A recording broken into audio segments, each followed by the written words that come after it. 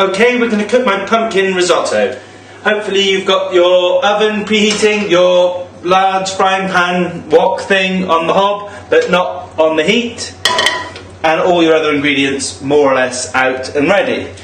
So you've got a baking tray with the little bits of butternut squash or pumpkin, whatever you're using, and all we need to do is drizzle over some oil, add some salt and pepper and the rosemary. So first off we'll use the oil, so just drizzling it just nicely over the bits of squash. There we go. Then we'll add in a nice, good, generous pinch of salt. And the reason you do the oil first is because the salt then sticks to it. Nice little tip that. And then a nice pinch of pepper.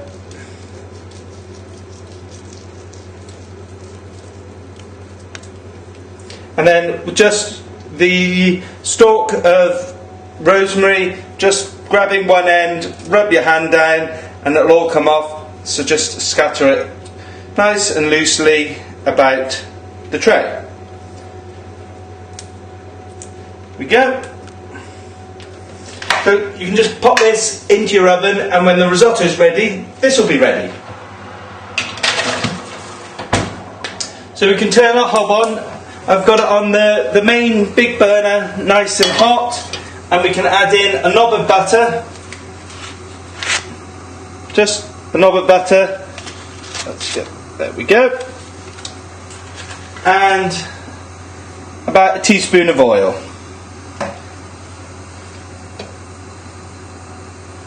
Okay, and then as the butter and the oil are heating up, we can add in the shallot and the chopped rosemary. And what this will do is, as it's heating up, this will just cook out the raw flavour of the shallot. So add that into the pan now.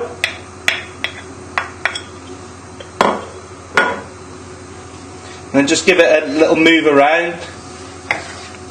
It's a good, same works with garlic. If you add sometimes garlic to a hot pan, because it's nice and small, it'll burn very, very quickly. Whereas if you add it to the pan as the oil or butter's heating up, it'll just cook out the raw flavour, and then by the time that the pan's nice and hot, the shallot won't be raw anymore. Okay, just stir it around. Oh, and hopefully your pan smells as nice as mine. That's absolutely wonderful. So it doesn't take long at all. And we can now add in, almost, the risotto.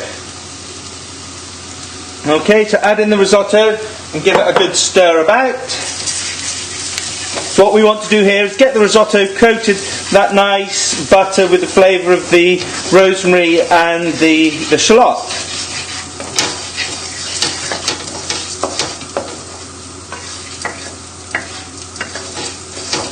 See that beautiful rice.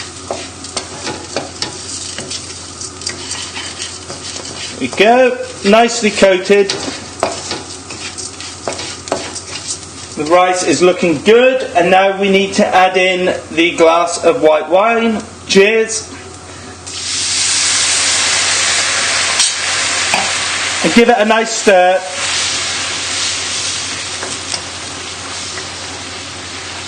Okay, and this is the start of the process. Then normally risottos are supposed to be very, very difficult, and you do ladle at a time, but I've got a little method which pretty much works every time for me, whereby we've added the wine in, we'll leave this to bubble away on a nice high heat just for a couple of minutes, and then by that time all of the liquid will have reduced and been absorbed into that lovely risotto rice.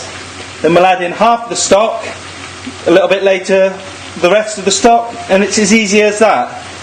And obviously the oven's doing all the work for you with the squash.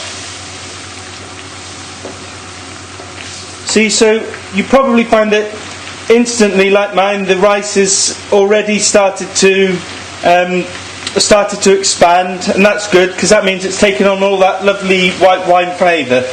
And if you're like me, you've got the rest of the bottle to enjoy with the risotto, which is always nice. So just give it an occasional stir, just to check there's no little bits of rice getting missed out.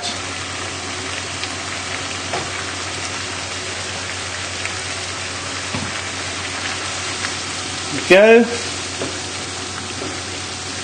And see, hopefully yours is looking something like this.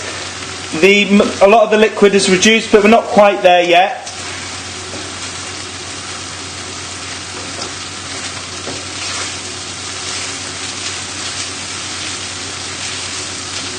There we go.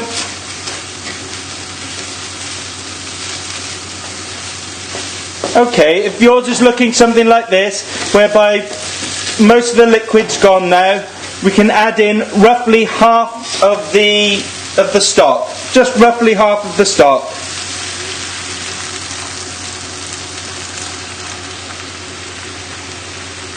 There we go. I'll give that a nice stir now.